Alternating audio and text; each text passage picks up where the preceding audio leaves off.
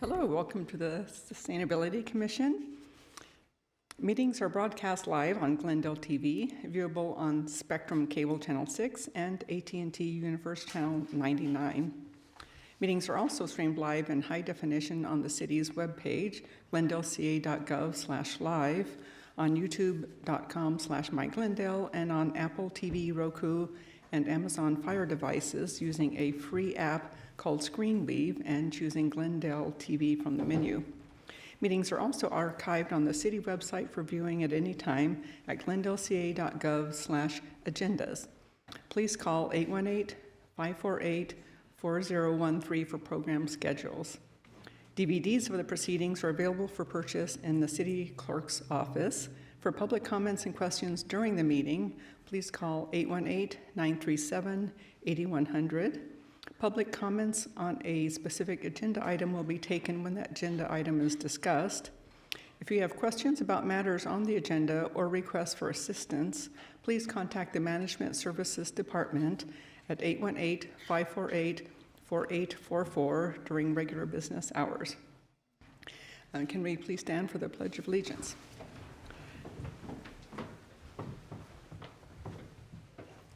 Ready, begin. I pledge allegiance to the flag of the United States of America and to the republic for which it stands, one nation, under God, indivisible, with liberty and justice for all. Please be seated. And at this time, we'd like to acknowledge that we're holding this meeting in the city of Glendale on the traditional land of the Gabrielino Tongva people. We would like to pay our respects to the elders, both past and present, and the Tongva communities who continue to be stewards of this land. And can we have roll call, please? Commissioner Bartusov? Here. Commissioner Bazemore? Here. Commissioner Kartunyan? Vice Chair Pinkerton? Here. Chair Werner? Here. Ex officio Borisov? Here. Ex officio Kudo? Here. You. The agenda for the February 2, 2023 meeting of the Sustainability Commission was posted on January 30, 2023 on bulletin board outside City Hall. Next on the agenda. Hold on, sorry, one sec. Chairperson Werner, just regarding the agenda, one note of difference is we're no longer having a remote person calling into the meeting. Commissioner Pinkerton is with us, so just want to make that. Thank you.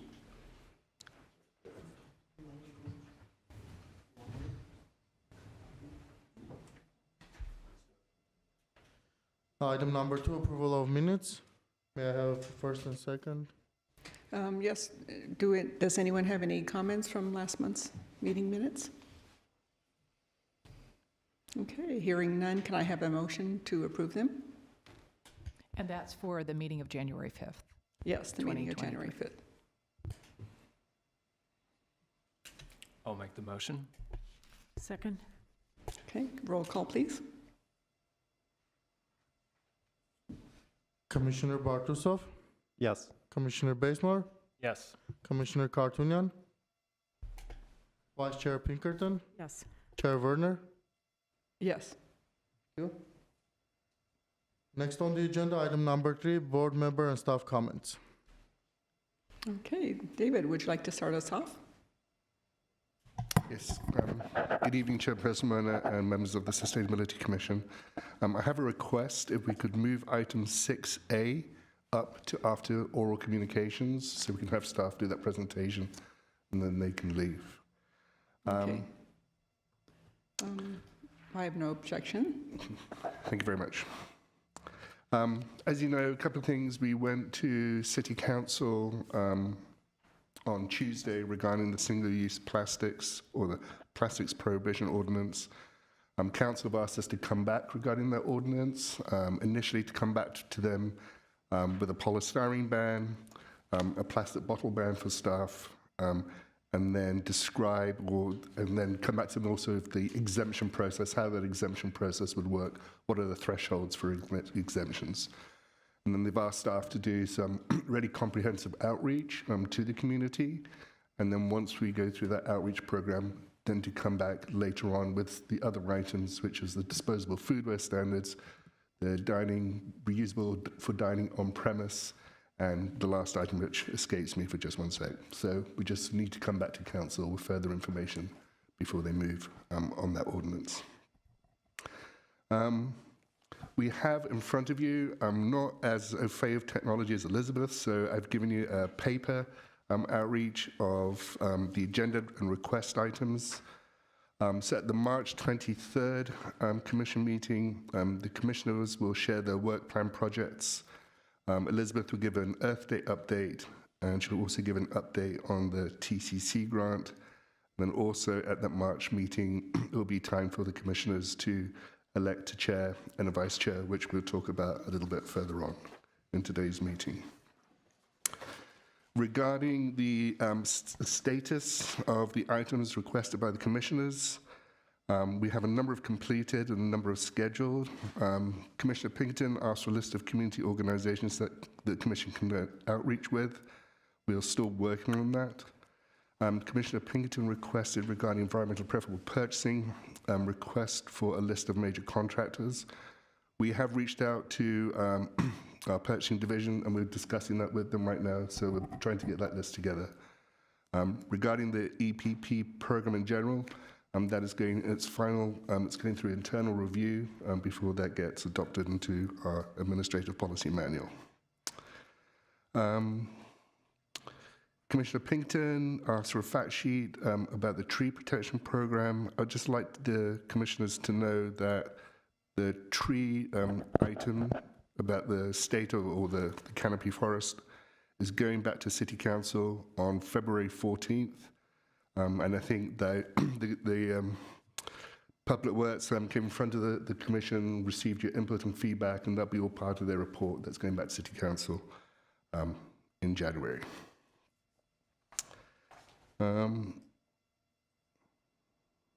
The median on Glen Oaks Boulevard, regarding watering, we have reached out. We're waiting for a response to that. Let me just cover other things here. Suggestion from the Commission to review a ban on grass turf unless watered by grey water. We have reached out on that. We haven't had a response yet, so I need to follow up on that. And I think those are the main things. If the commissioners have any questions on these items, I'll take those questions now. And did you have an update on the sustainability award program that was going to be? Yes, we can talk about that in the Sustainability Office updates, so we'll let you know. Okay, does anyone have any questions? One question on the schedule that we have. The first one, David, is do we have a date yet with council for when they're going to be approving our work plan? And apologies if you already mentioned that. It was going to go to council March 7th, but it's been moved and I haven't received a new date yet. But as soon as we get that, I'll let you know. Thank you.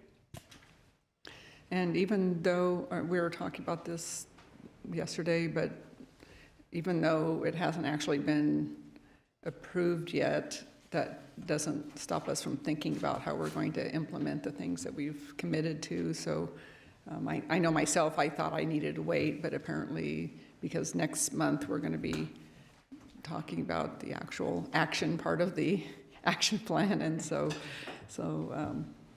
don't, be reluctant to reach out to the staff members that you plan to engage with, but at least start those conversations if there's someone that you need to get information from or to work with to try to achieve some of those goals.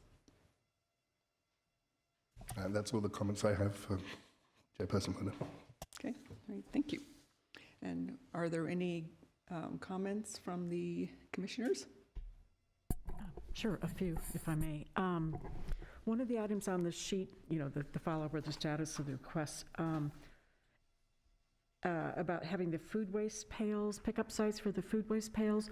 One thing I just learned in Los Angeles is that we are partnering with Climate Reality chapter in San Fernando Valley, and that organization's members are going door to door in their neighborhoods to engage with the residents, they'll have pails with them, talk about the program. So I don't know if there's anybody Glendale could partner with, student organizations, et cetera, but I just thought that was an interesting idea. Apparently now you can make an appointment at one of our sanitation yards to go pick up your pail. I thought it was going to be door to door, but I guess not, except for this partnership. So I thought that might be an interesting model that Glendale could look into. Could you say the name of that again? Yeah, it's a Climate Reality, I think, Leadership Council. It's people who went through the Al Gore training, and it's a San Fernando Valley chapter, and they are partnering with LA Sanitation to go door to door with the pails. Great, thank you. Anyone else? How about our ex officio students? Okay. So we were able to, right now we're actually waiting for the confirmation for a field trip date. So we've already sent out the request form, and the lady got back to us 2 days ago and said that she would just take a couple of days to confirm our date for the field trip. So that's happening soon. So I think the date that we wanted was February 25th. So we're just waiting on confirmation for that. And we'll be taking high school students from Clark Magnet High School in the AP Environmental Science class. And what's really interesting is that their unit, like their curriculum, aligns with their waste, like water treatment plant, like unit. So that was really interesting for them to be able to go there and experience it firsthand. And since we also started on our next project, we're planning a Green Career Day. So right now we're getting input and then reaching out to different organizations and people who might be interested, and just planning what types of jobs or careers we want to highlight in during this like webinar session. Did you want to add? No, that was great. Thank you. Ex officio use Akudo. And in addition to that, I went to Sacramento this past weekend with GCC for a lobbying weekend. And so we met like Senator Portantino, Assemblywoman Laura Friedman, and we discussed Metro Go Pass. So essentially, Governor Newsom slashed all funding for this one-time pilot program because he's trying to stabilize the state budget. However, we believe we have successfully lobbied a few state legislatures to support the program, so we might see it come back in the February or March revision. And similarly, we had a lot of support for transit funding and affordable housing, which I feel like we could use. Additionally, we did go and support sustainability for college campuses. Since we only have one college campus in Glendale, we're pursuing funding for like new LED lighting and more efficient, water efficient bathrooms and all of that. So I think it was just important to bring up in the commission. Thank you. Okay, thank you. Okay, any last request here, last call for comments? Okay, all right, so next agenda item, please. Item number 6, report information. Oh, you're not moving. 6. Item number 4, oral communications. Discussion is limited to items within the jurisdiction of Sustainability Commission. Each speaker allowed 5 minutes. Sustainability Commission members may question or respond to the speaker, but there will be no debate or decision. The matter may be referred to staff for investigation and report. We have speaker, Ms. Karin Kahler. You have 5 minutes. Thank you. So this is my first time here, and I'm autistic. I have to apologize if I make a mistake, or in the city council that I didn't use the right ways of how to interact with everybody here. So how do I say hello? What do I do? Hello. Good evening. Okay. So I'm a Glendale resident, and I've been thinking a lot about how to improve the use of electricity for years and years. And I'm German originally, and the use of power strips is something that I've employed from like tiny onwards, like in the homes. And I've also, because I wanted to save money, but also didn't want coal-fired plants like electricity to just run for nothing. Once I learned about phantom electricity, and how every item, even though it says it's on standby, but it's just I saw the clock just going, and just enormously. So I just put the toaster in, use it, take out the plug, use the coffee machine, take it off. like everything I do, I just immediately unplug it again. And also I have, like in the bedroom, also I have all my lamps and things just on one board. When in the morning, I get up, I switch everything off and I'm gone for the day. And so I like in the living room, and it's so easy. It's just one little extra thing to do, to think of just switching it off. And unfortunately, I forgot it, but I have a printout that GWP sends out, like how you're doing in comparison to everybody else, and that's comparable. And we've been between 49 to 63% under the comparable units. And I think that is significant that everyone knows about this, how simply we could all reduce drastically what we actually don't need. You know, and we're not like overnight, like how many computers are still running? How many cell phones got plugged in and stay plugged for the day?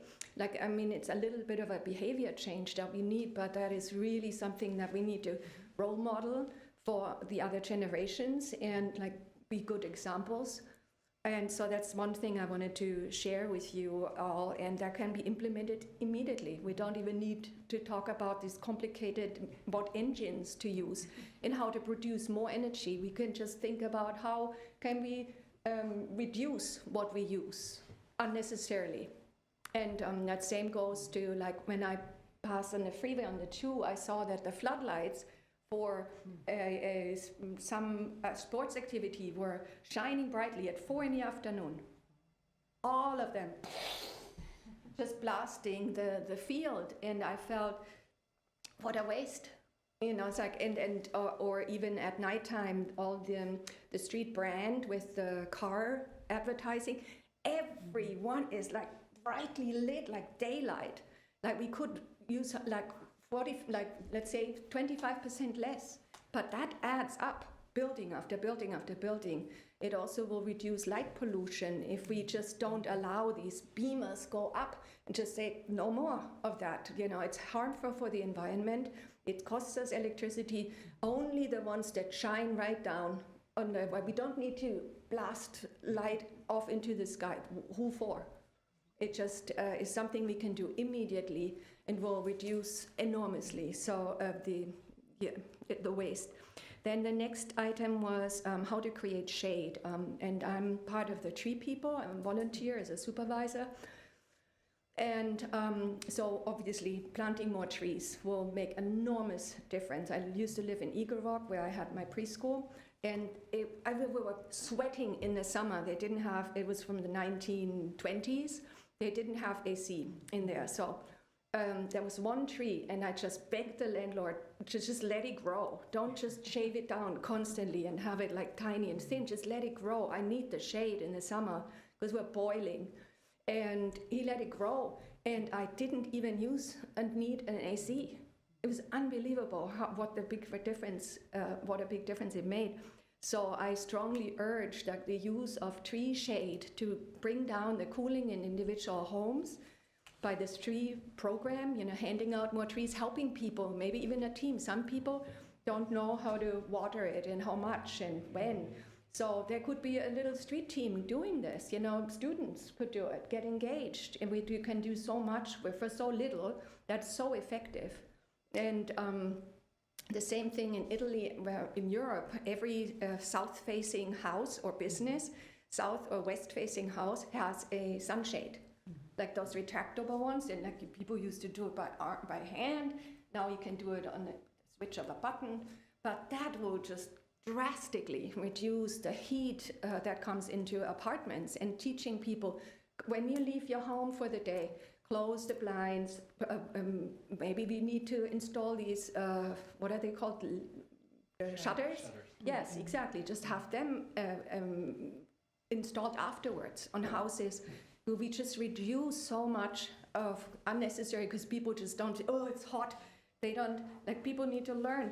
Before you step into your car, you just open at least 2 doors and let the heat escape. Don't just get in there and wait for everything to cool down, you know. So there's so simple steps that we can do and educate others to do the same thing.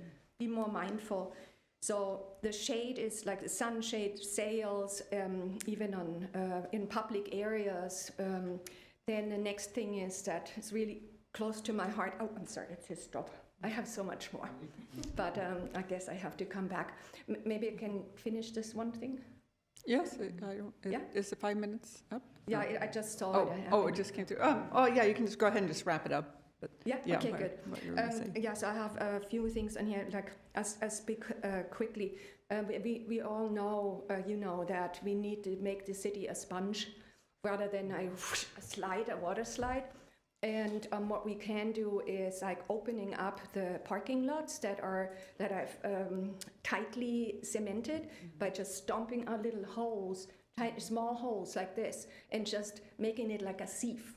So the water and even unused lots, and then catching the rainwater on the side of a house and then bringing it down into the ground. It's not that complicated. It doesn't require these big catchment areas or something zoned off, but it's like every bit of street that we see is not really used often or can be just, you know, like make holes so the water has somewhere to go. It will benefit everybody. And then my favorite topic is currently donut economics. If you haven't heard about it, I'd be happy to email. I don't know, how do I get everyone's emails on the website? Yeah, I would love to be in touch with you, yes.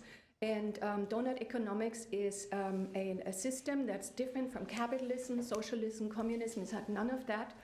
And it takes into account the binary boundaries of our planet, what we know our planet can hold. Like that much is okay and that much is too much. The ocean will be acidified. That much is okay, like the boundaries, the planetary boundaries for environmental health, for our existence. And the inside is individual needs. If an individual human need has certain needs, we all do the same, no matter what skin color or country. And so when we are aware with our decisions of both, and that's why it's called a donut, because it has an inside meaning and an outside boundary.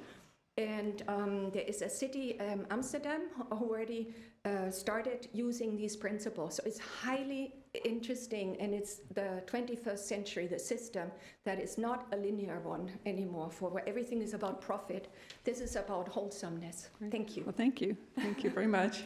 And could you give the email address out in case maybe someone in the audience at home wants to email us and doesn't know what the email address? Sure. The best email address is my email, which is D as in David, Jones, Jones, at glendaleca.gov.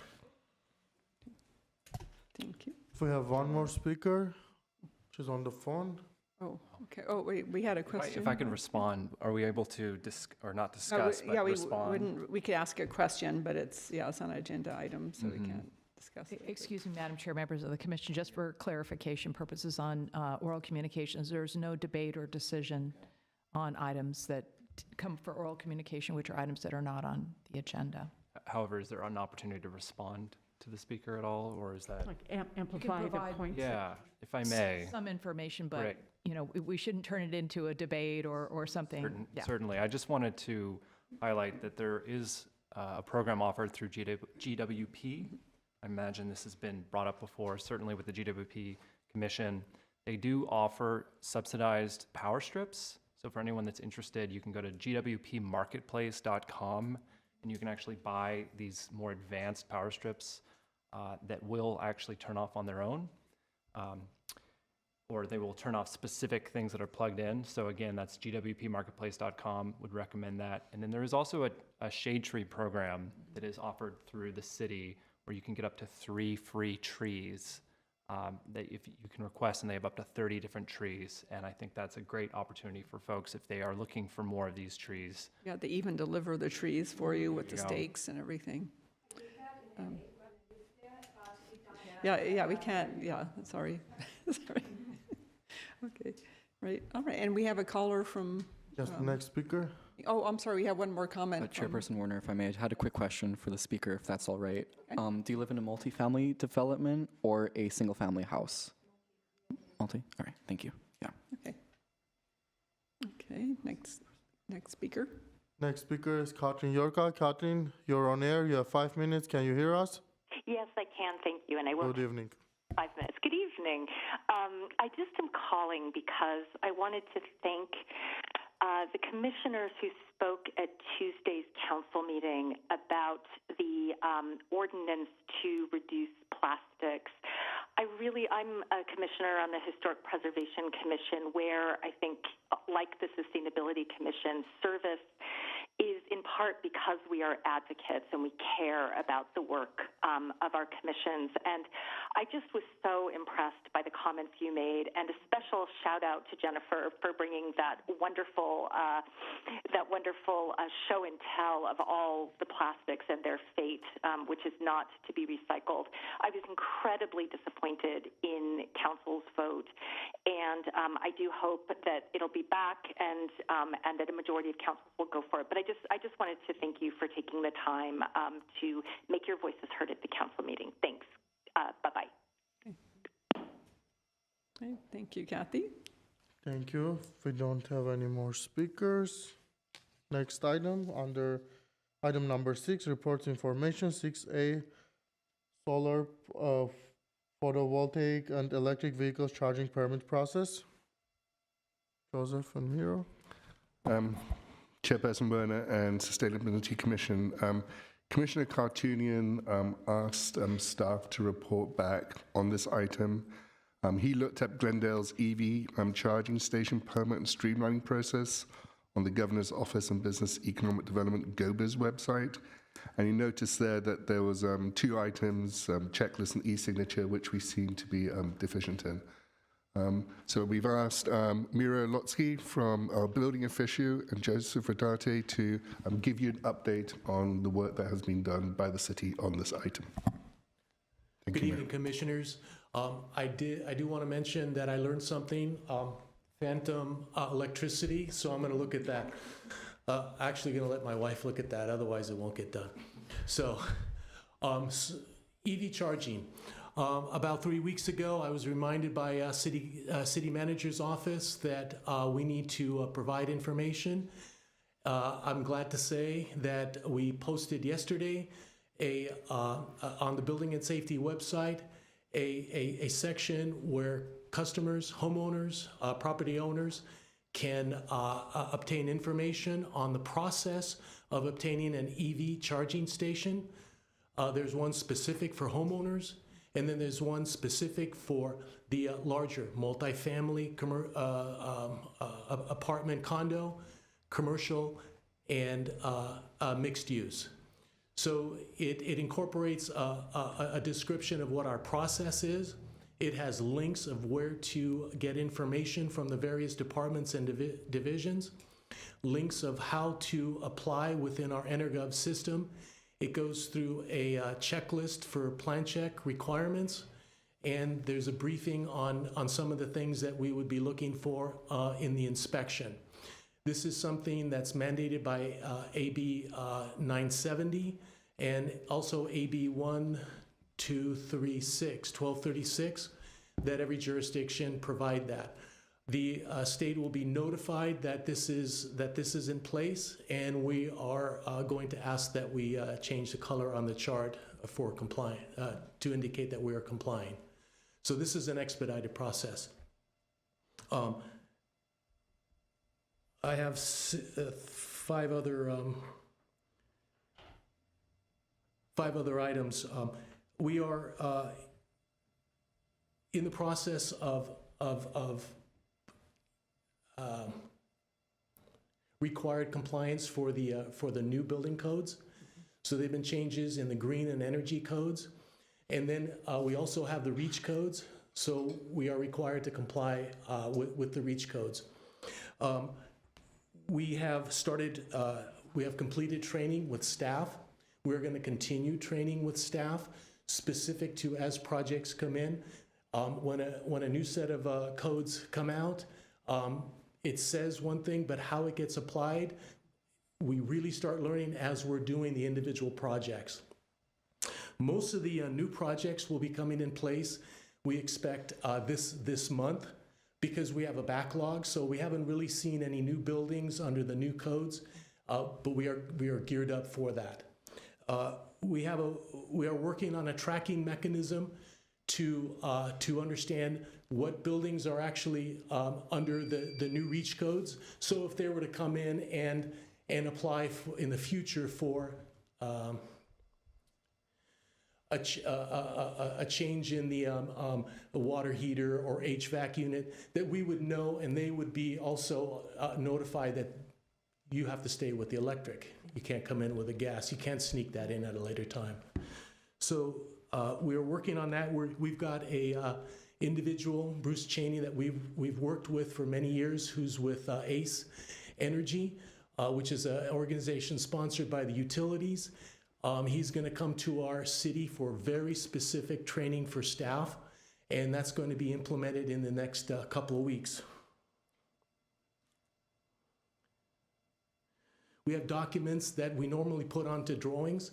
We are in the process of updating those standard forms, and we're creating specific notes now that new ADUs and new single family, we're going to try to keep that simple and have notes such as all electrification, no gas, photovoltaic, here's the minimum sizes, the maximum sizes, and notes for EV charging stations. And that some of these require special permits, on and on. So that try to make that as simple as possible for at least the plan check process. The contractors are going to be learning how to implement those, and I think it's going to be more of a shock to them than the designers, because the designer just drops some notes in and checks it off the list. He doesn't really.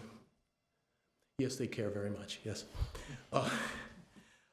Solar app, we are working, I'm happy to say that a couple weeks ago, council approved our $80,000 grant that we qualified for the implementation of solar app.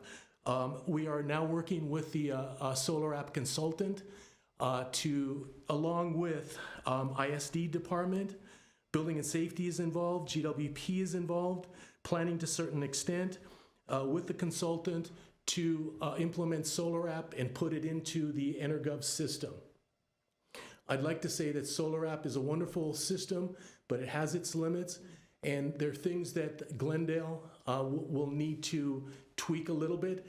And then also, we just want to make sure that when we approve something, that we get the best product at the approval state and try to avoid doing a plan check in the field. But Solar App still needs certain development with that, so we're trying to figure out a way to get information and confirmed as much as possible versus what Solar App currently does is self-certification by the contractors. So that's what we're challenged with. And we are required to have that in place by September of this year. We would like to get that done much sooner. For selfish reasons and also just for customers' reasons, because overall I think it'll help us out. And those are my bullet points, and Joseph Rodardi and I are open for any questions. Hopefully we can answer. Oh, thank you. I have a neighbor who recently bought an electric vehicle, and she was a little disappointed at the lack of charging stations in the city. I understand there's a ribbon cutting on February 22nd for a bank of charging stations on Artsakh, but are there any other planned installations that are available to the public? So building and safety does the approval. We're sometimes the last to know. I would like to defer those questions to GWP because they have some projects coming through. Public Works is helping them implement that. If they'll have a more better summary of those. We met right now. I was almost running late. So photovoltaic system being implemented in the back of the Honolulu parking lots of the downtown Montrose area, which incorporates EV charging stations as well as PV photo canopies and solar panels. I'm not sure at what phase that's in terms of contracting, but we were brought in because accessibility became an issue and how to resolve that. And of course, it comes down to money. So in this manner, I get a glimpse that there's some projects going on. Other than that, if they don't need me to approve anything, they don't let me know about it, so. Okay. Do we know if those are level 1 or level 2 charging stations? Chairman, I do not have that information, but I can find that information and then we can get it out. So, yeah. Okay. Does anyone else have any questions? Yeah, thank you for the update. I went through the process of getting a permit for an EV charger, ultimately ended up not doing it. But I do remember the time when I had to come in person, ask a bunch of questions, get assistance with filling out the application. So happy to see that this is streamlined and online. I'm just curious, without having seen this already, what is the difference with the application, the difference between the single family permit and the multifamily? Quantity of paperwork and effort. The single family, they basically apply, they show a very simple diagram of where they want to locate it. We help them to fine tune the location and we try to get that approved within 2 to 5 days. There's very minimal uploading of information. The multifamily, the commercial and the mixed use, you're required to have a licensed architect and either a licensed electrical engineer or licensed contractor to produce a set of drawings so that they locate those systems so that GWP, and they actually provide electrical design so GWP can tell whether the building has enough power coming to it so that they meet codes. The architectural plans, for example, identify the locations, and then there might be one of the big deal is accessibility compliance for a certain percentage of the parking stations. So we take a good look at it. The state mandates that we do that within a very short period and get our responses to them. So that is a much bigger process. I'm curious to learn more about that. I guess I'd like to, obviously not here on the spot, but get a better understanding of what is mandated versus what the city is asking for. That is in addition to what you're asking a single family household to do, because what you've listed off so far is quite an additional burden for somebody who lives in a multifamily. So I'd like to make sure that, you know, those in multifamily, as it is, it's very challenging for somebody to own an EV in those settings. To have this be such an additional burden is curious to me. Like, I'd like to understand a little bit more as to the why. Sure. So in a multifamily, if you have parking that's unassigned, then accessibility kicks in.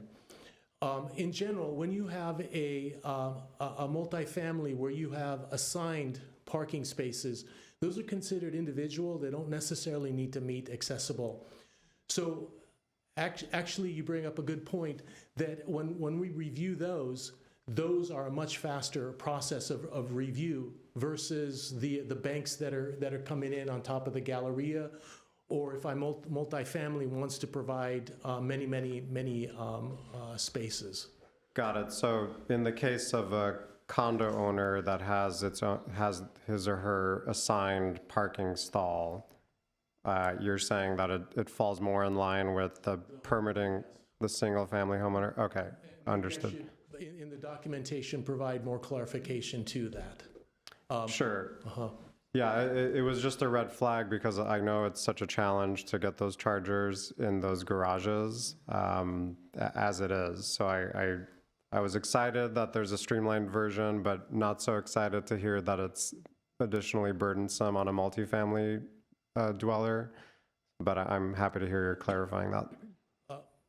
I'm taking note of that, and I got to figure out a way to keep it simple and still alert them. So, yeah, Great, thank you. sure. Yeah, it's just a huge equity issue to us because, disadvantaged communities are more likely to live in multifamily housing, and it seems unfair that they don't have the same access to electric vehicle charging as other people. And it would be good to know about the level 1 versus level 2 charging, because the level 1 is only 110 voltage, and it would take essentially 8 hours or so to charge your vehicle fully, whereas a level 2 could be, a couple hours while someone's running an errand or something, their car could be charging. So those are the more useful ones for people that don't have the ability to charge at home. So I hope they're putting in more of those. But Chairperson, when we can get information on that and put together a little information report for the Commission on those different items that you've asked us to look at?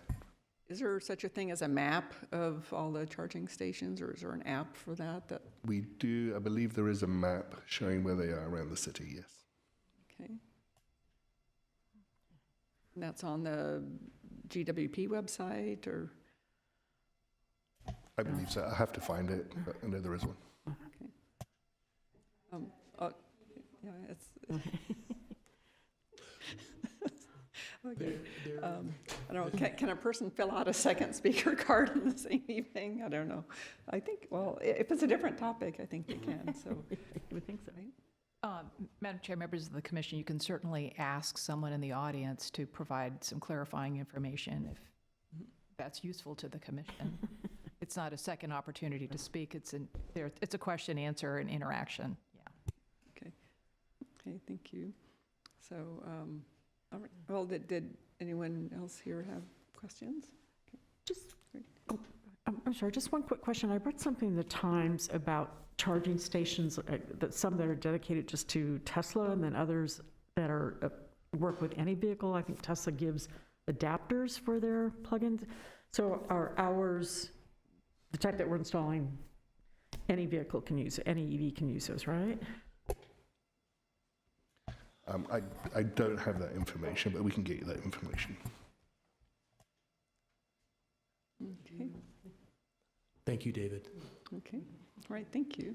Thank you very Thank much, you so much. Commissioner. Thank you. Chairperson Warner, if I may ask another question really quickly. I'm not sure if you may know, just a quick question. I heard you mention photovoltaic canopies over these charging stations, some of them, right? Solar canopies over parking lots? Yes, you can have those, yes, and depending on the size of the photovoltaic system would then be the capacity of the charging station and how long the individual would have to be there. Thank you. And are you aware of the certain minimum level of units, parking units or lots that you need in order to install these solar canopies, or is it just by case basis with whatever money is available? I'm sorry, please ask that question again. Yeah, absolutely. Does GWP or any board division have like a minimum number of lots that you need in order to qualify for like a solar canopy? So if like there's at least 10 units in the parking lot that you're electrifying, could you then build a solar canopy, or could it be just one? I don't know of specific programs. The building codes do not require that. But I would defer you to GWP that has various programs. Wonderful. Thank you. Wonderful. Thank you. Yeah, there are some substantial rebates for multifamily and also residential. I have another question. Is this process the same for like schools? Like, if you have to have a parking lot with the canopies, like Mike mentioned, installed in schools, would the process be different? Well, it depends on the school. So if this is a public school or or junior college, then that would fall under the Division of State Architect, who are the jurisdiction for those buildings and those facilities, and they have their own program. If it is a private school, then it would come under City of Glendale jurisdiction, and we would be the planners, the building department, and we would implement then the REACH codes, the building codes, the planning ordinances, and if you could ask your question again for the very specifics. I believe you were asking whether there's a requirement for the canopies. Oh, yeah, so if you, I think, like, if you wanted to get, like, more EV chargers in, like, school parking lots, then that would be, it would be, whether it's, like, a public school or a private school, but then for the EV, like, the photovoltaic canopies, is the process different for that as well, or? Yeah, so neither the canopy nor the EVs are actually required for existing facilities. Whether there's rebates, then I would direct you to GWP. As far as new buildings, then the building codes have a requirement for number of EV charging stations for the various different degrees of capacity to charge, and then the reach codes bump it to the next level. So if we had a brand new building that's a private school, they would have to comply with the energy and green, and as well as the reach codes, which would demand that they provide those facilities. But there isn't any specific requirement for a canopy. It's something that they would like. It's more of a design feature that consultants may decide that this is the most efficient way to provide power to that facility. Thank you so much. Thank you. All right, thank you, commissioners. Yeah, thank you. My pleasure. Item number 5, action items. 5A, Metro Go Pass funding recommendation. Sustainability Commission to note and file this report on allocating funding to subsidize Glendale Unified School District's entry into the Metro Go Pass program.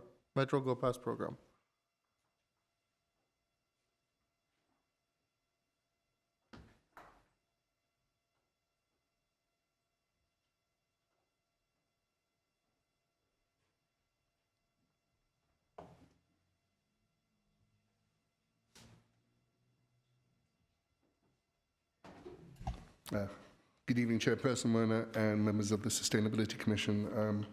Ex officio Borisov asked us to bring back a report on the Metro Go Pass program. This is a fairly short report, so I'll just go through this fairly quickly. So a little bit of background. If GUSD were to enter the Metro Go Pass program, there would be a cost to the school district based on the enrollment of the school district of roughly $93 per student. And I think that was one of the issues that ex officio Borisov wanted us to look at, how that potential cost could be offset. The cost for GUSD to enter the Metro Go Pass program is a flat cost for the academic school year, regardless of when GUSD enters a program, and whether or not all students use the passes. So whether they come halfway through the year, beginning through the year, however many people may use the pass, there is a flat cost associated with this program to the schools. And as mentioned, ex officio Borisov made the request to recommend City Council assist with Metro Go Pass costs. So we reached out to Public Works and Director of Public Works who are working on this program. And they have reached out and continue to reach out to GUSD. Right now they're playing phone tag with each other, so they just haven't managed to connect. But they are, Public Works is reaching out to them specifically on this program. Public Works has had discussions with GUSD in the past about this program.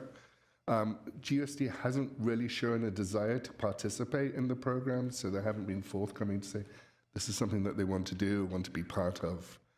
GUSD, once Public Works connects with GUSD and they're going to speak to the new superintendent, they may be more willing to participate in the program.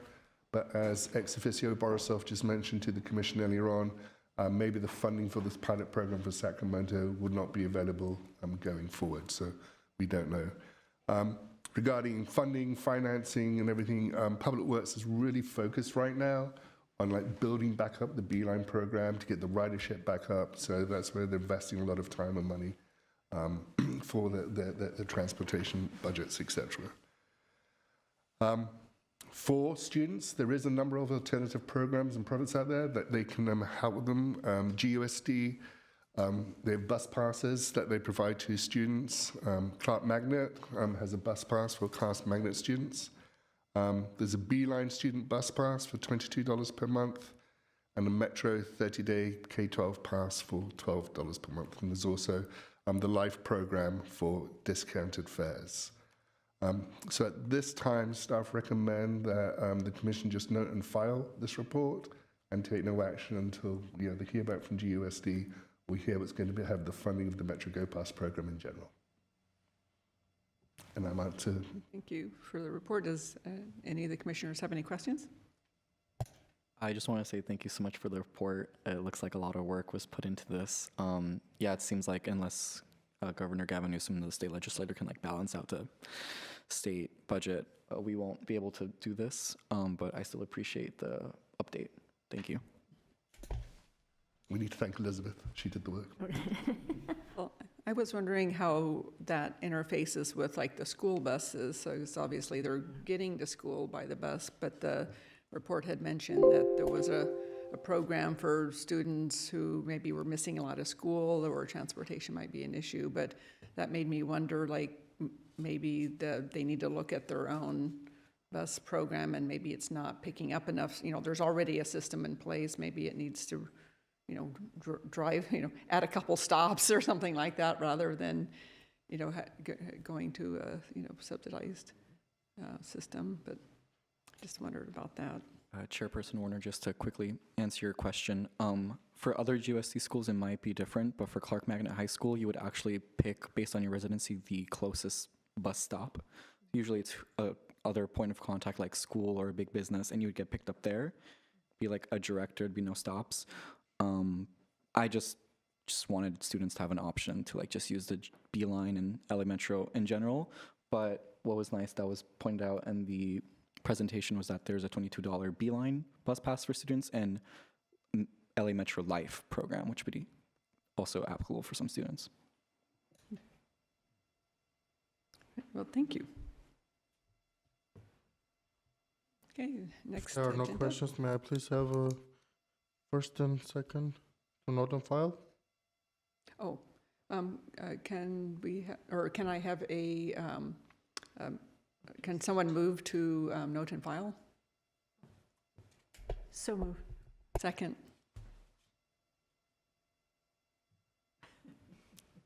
Commissioner Bartusov, Yes. Commissioner Bazemore, Yes.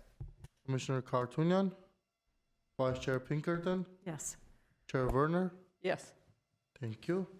Under action items 5B, formation of an ad hoc student member selection committee for the recruitment of ex officio student non-voting members of Sustainability Commission. Motion selecting one voting member and one ex officio of the Sustainability Commission to serve as an ad hoc student members selection committee to conduct the screening and selection of qualified candidates for interviews and for the ex officio application period to close on May 15, 2023.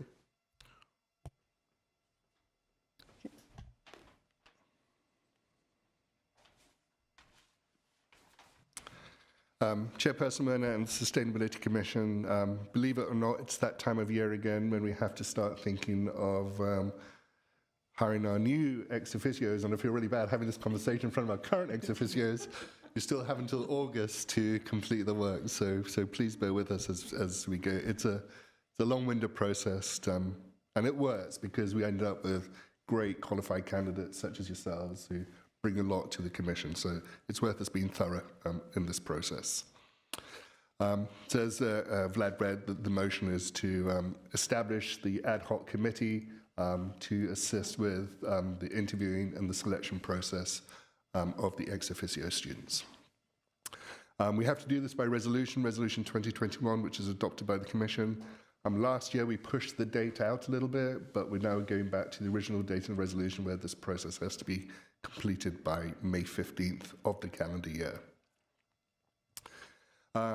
Just a reminder of the requirements. At least one of the student ex officio members must reside in the city of Glendale. At least one of the ex officio members must be attending a high school or education facility within the city of Glendale.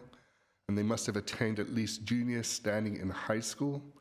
And the members shall have some knowledge of sustainability and environmental sciences, and we need to participate consistently to serve the Commission for a one-year term. And as I mentioned earlier, our two current commissions are exemplary examples of that. The term begins August 1st and goes through July 31st of the following year. I think what was successful last year is the amount of outreach that was done in order for us to find candidates and from which to select candidates from. So we're going to follow the same outreach program. So we're going to create news leads, use the Glendale website. We're going to have Elizabeth work on that and Nora to our intern work on that. So I guarantee you it'll be even better this year than it was last year. And we'll promote this across all our social media channels. I think what was successful last year was the commissioners reaching out to the schools and getting that information and really driving that home to the principals of the schools, because I think when it comes from a commission member, it's deemed like a lot more important than it would if it came from a staff member. So we definitely want to do that again. And I think the current ex officios, them highlighting this within their own schools and everything, is very beneficial too. So we're going to continue this process. And then again, work with organizations such as the Glendale Environmental Coalition and the Glendale Youth Association to get the word out to as many people as possible.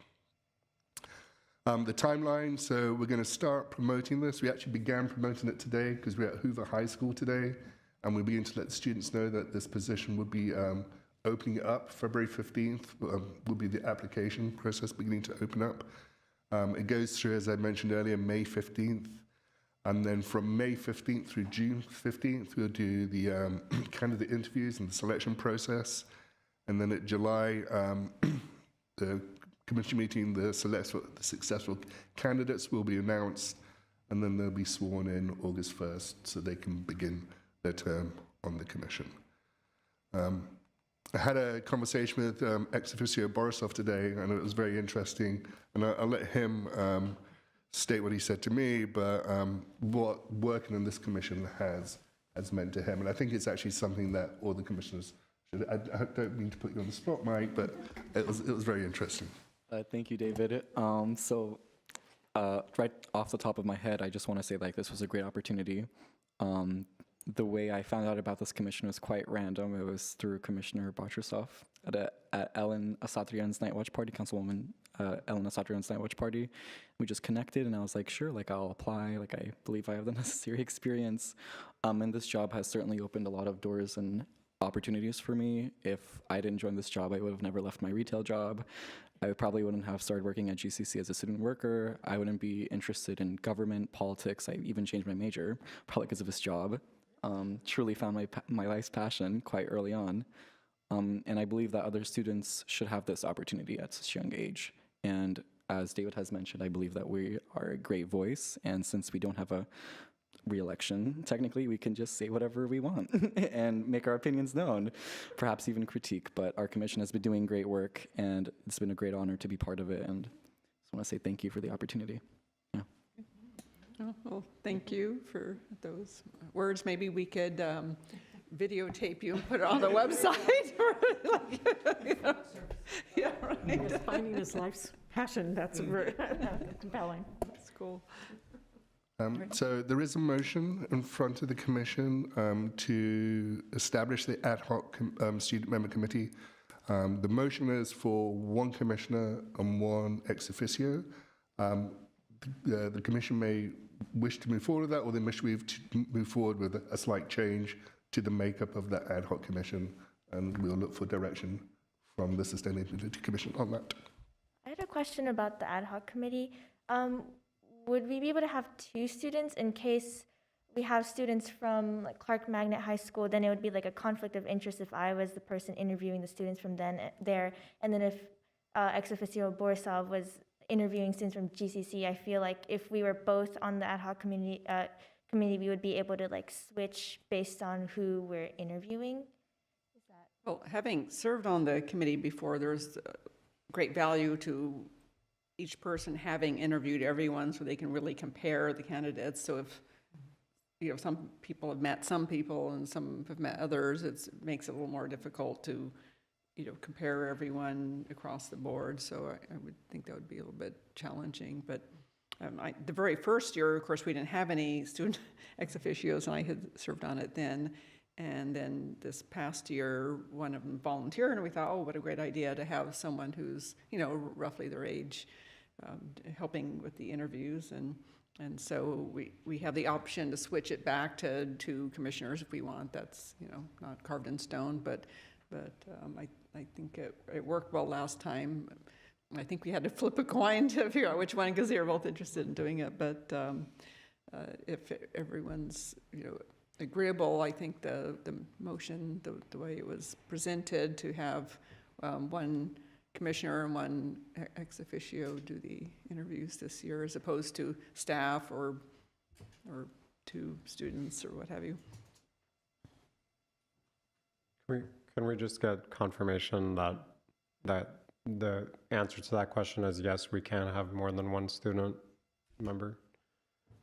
So, Commission Chair, members of the commission, the concern there, of course, is whether or not it's a Brown Act violation, because you have more than 2 members assembling, but the membership here consists of 5 members who are voting and 2 student members. So the issue there is whether or not student members would constitute a conflict of interest or a conflict with the Brown Act. So I'm going to see, it's a bit of a unique situation because they're non-voting members. I'm going to look at the Brown Act definition of a legislative body, and I'll get back to you shortly on that. We can cover other items. Thank you. I was wondering about that, because if they do count as commissioners for the purpose of the Brown Act, then there are 7, and 3 people would not be a majority, so there's that. So Dave and I were talking about seeking some guidance on that too, because they shouldn't, or they should count for, against the total number if they count, so, or not if they don't, but anyway, so. I don't mind entertaining that idea. I don't think there's any harm in having 2 student members evaluating applicants. I did want to point out, though, I know the first time around we didn't recruit so many applicants. I believe there were only 2 applicants. There were 10, and I think 9 qualified. In the first like year? around there, yeah. Oh, okay. Nevertheless, I know this last round, we got a lot of applicants, and the committee had only recommended 2 to come forward as like the recommendation.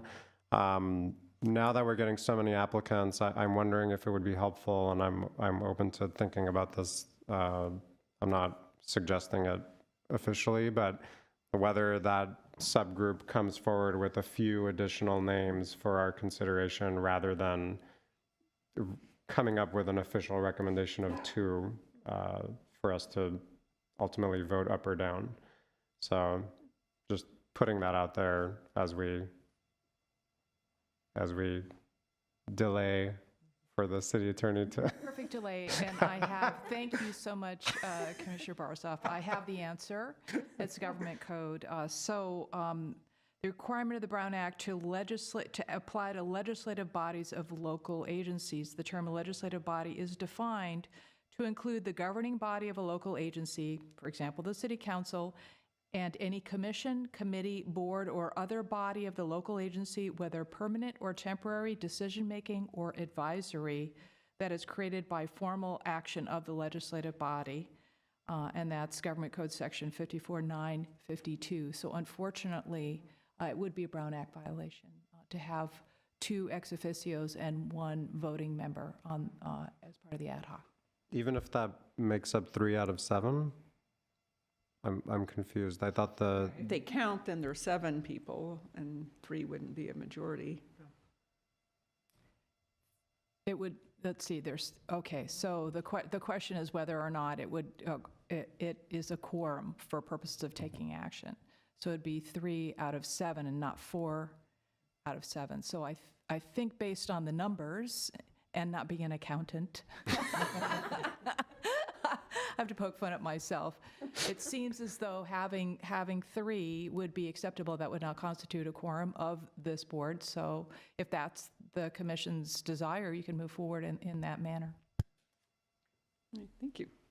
And as to our commissioner's recommendation about putting maybe 4 names forward instead of just 2 or something, It's workable, though, because we have an odd number of commissioners, so you could always end up with a majority vote. You never have a tie.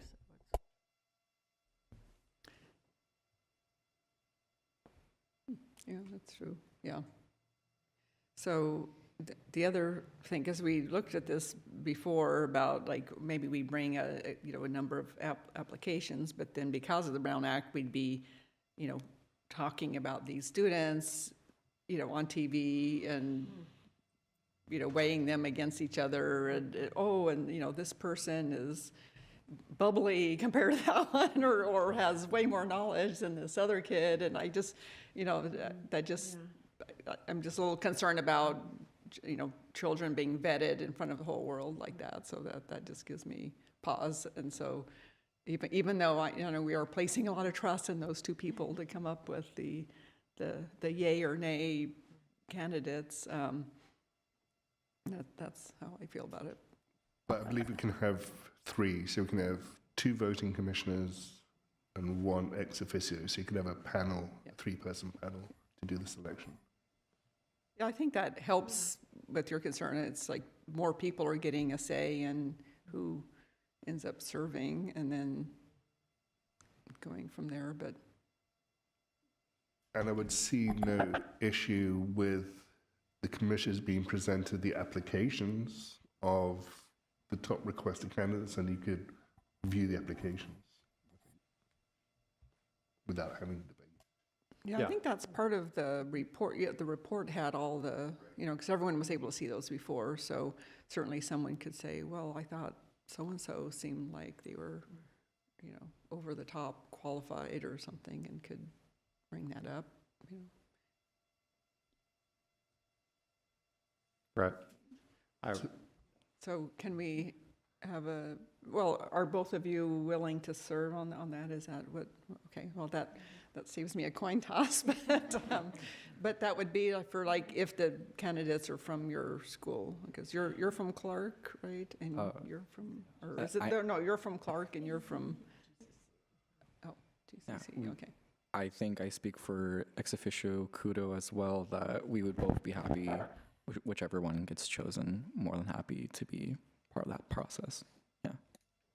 I don't think there's a conflict, and I don't think that you would have to separate yourselves. I mean, I went to Clark, but I didn't vote for Mike because he happened to also go to Clark. I mean, I have no financial interest in the success of a student at Clark Magnet High School, so I don't think that that's an issue. I think if you both are on the committee, you should both be interviewing and making your recommendation collectively.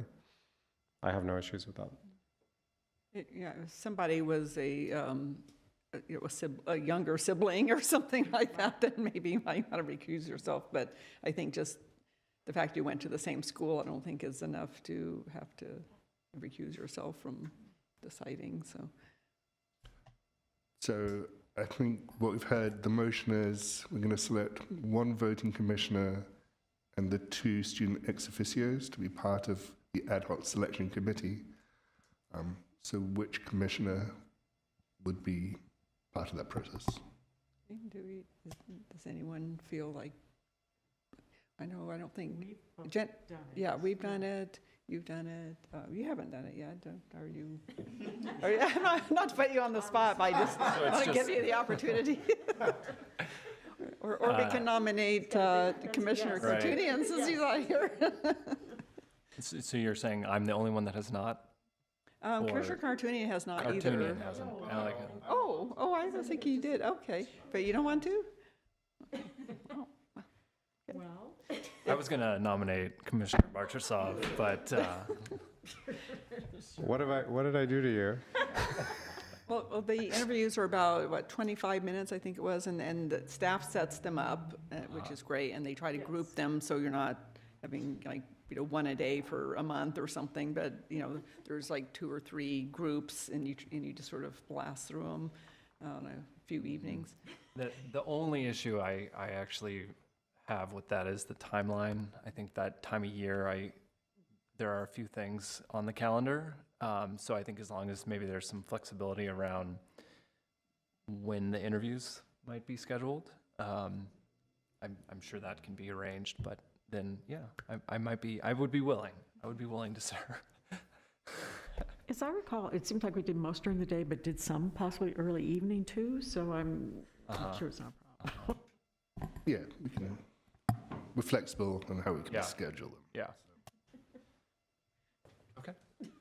Okay, so the motion is to have Commissioner Bazemore plus both of our ex officios serve on the ad hoc student selection committee. Do I I'll have a make the motion. Okay, second. Okay, roll call, please. Commissioner Bartusov, Yes. Commissioner Bazemore, Yes. Commissioner Kartunyan, Vice Chair Pinkerton, Yes. Chair Werner. Yes. Thank you. Item number 6, under reports and information, 6B, information about the March 2023 election of Sustainability Commission chairperson and vice chairperson. Oh, and I should say, like, if you find out that they just can't make the schedule work, I'll be your backup, okay? Great. Yeah. If there's an option for, I suppose, what would the title of that be? Like a stand-in or something? Wow. Backup or Backup. something. If there's a backup, that would be great. Yeah, there you go. Yeah. There Thank go. you. Okay. Thank you. Okay. Okay, so, sorry, so, okay. It's a fun exercise, Commissioner Bazemore.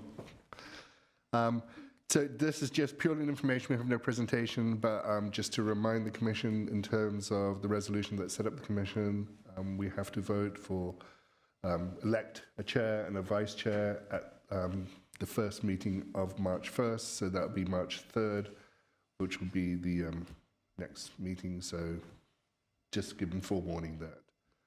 And we've included in the report what the roles are of the chair and the vice chairperson. So if you have any questions about that, but we just again wanted to forewarn you that that process will be happening at the next commission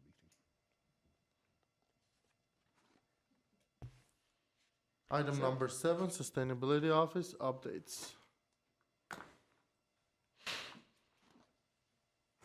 So our sustainability update guru is unfortunately not here, so I'll try and do my best. So we have been doing a fair bit of work. So we had the kickoff meeting with Rincon Consultants over the Climate Action Adaptation Plan. We had a pre-meeting with them prior to the winter holidays. We assembled a staff team, and we had a meeting with them prior to the winter holidays too, letting the staff team know the expectations of what it would be to be part of this, the CAP group, and their time frame, what their commitment will be and everything. And then we had the official kickoff meeting the second week in January. Rincon Consultants have already submitted the data request, so they can start the data gathering for the greenhouse gas inventory. They've already started their MAST tool, and the MAST tool is like an information collection tool to understand what efforts are going on within the organization. So they're beginning a lot of that baseline assessment, that baseline data gathering. We've been informed today that they've already put together the outreach plan, so they'll be presenting that to the CAP internal team next week's meeting. So we have a meeting with them, a bi-weekly meeting with them. So we have a bi-weekly management meeting with them, which is myself, Elizabeth, and a member of our innovation unit. And then every month we have the larger CAP team meeting. So we're making sure that throughout this whole process that the larger meeting, the larger group is spreading the information within their departments and everything, so there's no surprises. We will be, now they've put together their outreach plan, we will be getting dates in front of the Commission when Rincon's going to come and do their first presentation about the CAP project to the Commission. So that should be coming up shortly, those dates. We have started our first Sustainability Stewardship Award program. We're open for nominations. So this is to nominate somebody in the community or business in the community that's doing outstanding work regarding sustainability. And it's just to raise the profile that we do have these great actors in our community. We want to recognize that and reward them. and we want the chair of the commission and the commission to be able to award those people, make those. So hopefully at the March commission meeting, we'll have our first recipient. So we're looking forward to that. So if you know of anybody who you think should nominate themselves, please let them know that this program is open. We have, I think, 2 or 3 nominations right now, but we're looking for. We'd like to nominate a person per month. Is the idea on this? Oh, I'm sorry, said 1 per month you want to do this? Yes, Oh, is okay. what we'd like to do. And it's a person or organization or business. Correct. Okay. Yeah. So same criteria regardless if it's, Yeah, okay. it's a very simple Yeah, nomination form. great. But yeah. So a couple of upcoming events. On February 23rd, we're going to have electric landscaping equipment demonstration event. So getting out there to the public that, you don't have to use gas-powered landscaping equipment.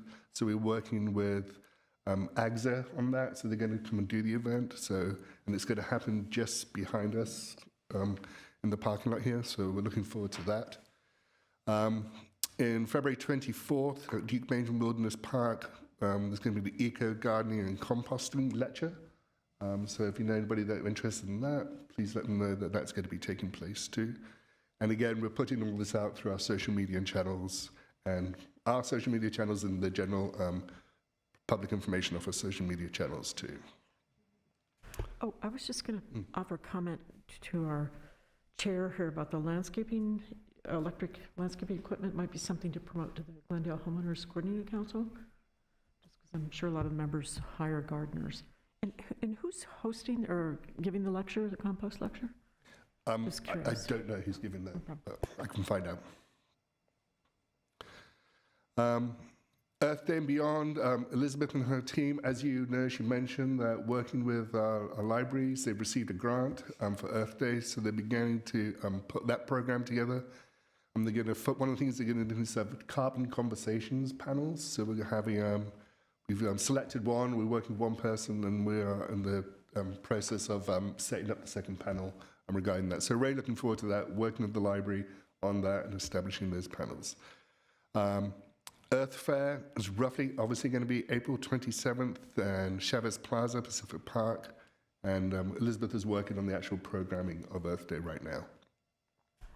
David, I'm sorry to keep interrupting you. On your carbon conversation, just one name popped into my head. Ted Flanagan is on our GWP commission. I believe he's still on the commission, but he came out of the Rocky Mountain Institute. I mean, he's globally known as an energy efficient, person. He worked with LAGWP and solar also. So just somebody to keep in mind for discussions of that sort. Thank you for that recommendation.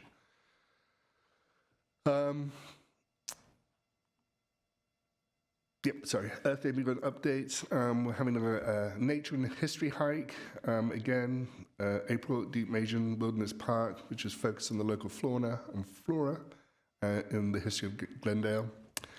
And then they've been working a lot on the Makerspace Sustainable Workshops. So they're going to have a number of workshops starting in February and going through June about upcycling, recycling, repair, and everything. So we're looking forward to putting these workshops together. We're also going to do the Fix It Clinic. This looks like May 2023 when this will be occurring. Again, Elizabeth is working on that and trying to get that. And then for outreach and engagement leads. So I think she wants to know where the commissioners would like to be involved in these programs, promoting Earth Day and everything. And so I'll ask her to do that at the next meeting. But yeah, she's really excited about this outreach program we're beginning to embark on this year, and I think it's going to be important to say what we have done as a commission and as a city, and get the public aware of that and get them bought into that, and that along with the outreach program that we're going to do with the Climate Action Adaptation Plan. I think it's going to be a real opportunity for us to hear back from the community about what's important to them and where they see the commission helping them achieve their needs and with regard to environmental and sustainability programming. So it's exciting. To get to this point, it's taken us 2 years, but we're really excited that we're finally here. So that's it. Great, thank you. Jennifer, did you have a question or comment? Just a quick comment. I think we talked about it when we first came up with ideas for Earth Day a couple years ago, but if you could add a donation element to it, I believe you and Elizabeth have talked about that in the past. I know for LA cities, we're going to have donation bins there. We're asking for non-perishable food, socks, and I think blankets. And most of those items, the clothing, the socks, blankets will go to our livability services, which has, you know, actual on-the-street services to homeless, and then non-perishable food will go to shelters. But we just thought it's invest in our planet, so we're also playing off that, invest in our community, asking people to bring things in. Just seems like people attending Earth Day would probably be very inclined to make donations as well. Thanks. And did we decide if we were going to have a battery drop-off?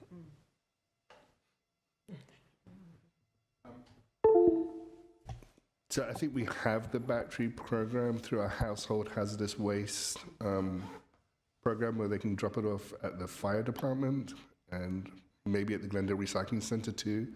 But we can promote that, absolutely.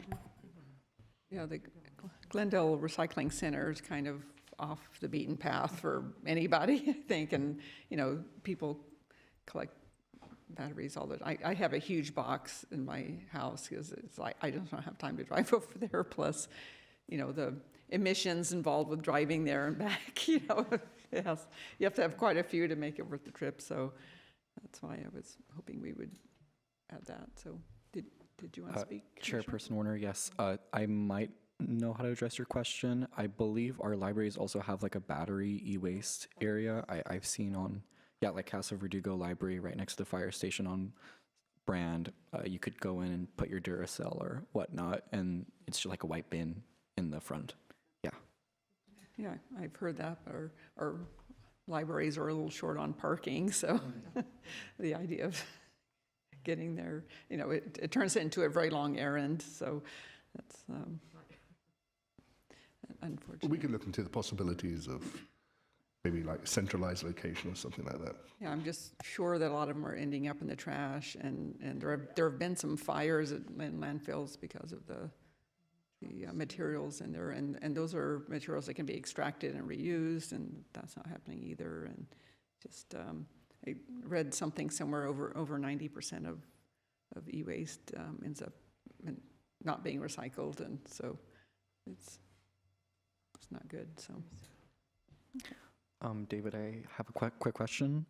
For the Library Makerspace Sustainable Workshops, is the Office of Sustainability collaborating with them, or is it just the Glendale Library thing? It's a collaboration between the office and the library. Okay, and my second question would be, is it possible for the Students for Sustainability Club from GCC to somehow cooperate with you guys? Because recently we did a clothing drive where we collected people's old articles of clothing and we'd either resell it or we would donate it, and upcycling and denim recycling is something we would be truly interested in. Yeah. I'll bring that up to Ms. Harris and ask her to get back to you on that. Thank you. Could I also ask for high school students? We have a club as well, and that would be really interesting if you could join as well. Great. Yeah, there was a company that was making insulation out of used denim, and unfortunately they've stopped making that. I'm trying to, if anyone knows of someone, because I've got a project I'm working on, we're trying to find a replacement for that. Yeah, the state of Minnesota has the B3 program, which is actually even precursor to LEED even, and so if they're getting state funding, they have some pretty rigorous requirements for regenerative design, and so it's been fun working on that. So any other questions or comments? Yeah, David, can you refresh my memory and perhaps for the public, with the climate action plan, are we going to develop a like community advisory committee when we get to the outreach piece for the climate action plan? So yeah, part of the outreach is to have the community weigh in on the mitigation and adaptation strategies and getting their feedback on those strategies that will be, the consultants will bring up based on the greenhouse gas inventory data and what they think the strategies we need to employ to be able to reduce our emissions. So there will be the opportunity for the public to weigh in on that, yes.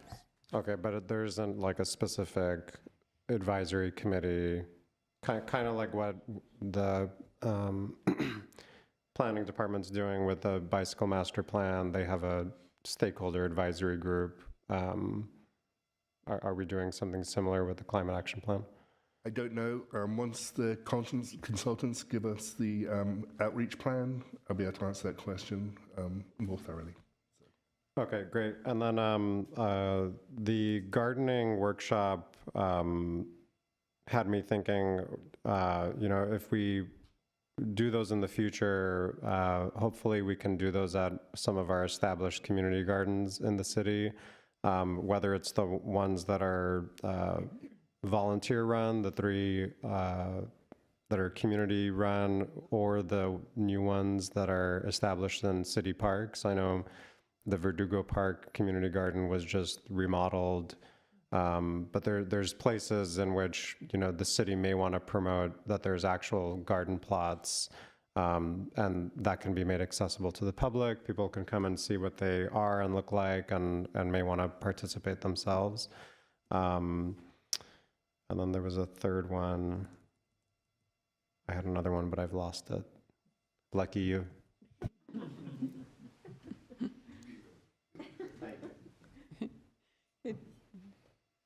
I don't have any comments other than thank you. There's a lot going on. Thank you to you and Elizabeth for all this, because it's going to be a really jam-packed spring, it seems like.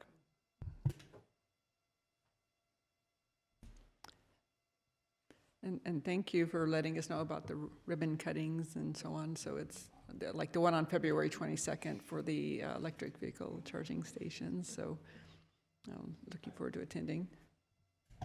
I remembered. The drive-through moratorium. So I know that there's a specific window in which council is supposed to act with the temporary moratorium, it being made permanent.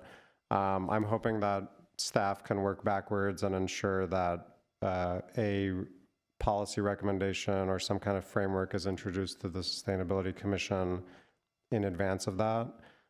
So I know there's a fixed time. I fully expect that we can work backwards on the calendar and make sure that we see it here as an action item. Great, thank you. Item number 8, adjournment. May I please have a motion and second? Would anyone like to move to adjourn? Okay, I'll move to adjourn. Second. Thank you. Adjourn at 7:01 p.m. Okay, thank you.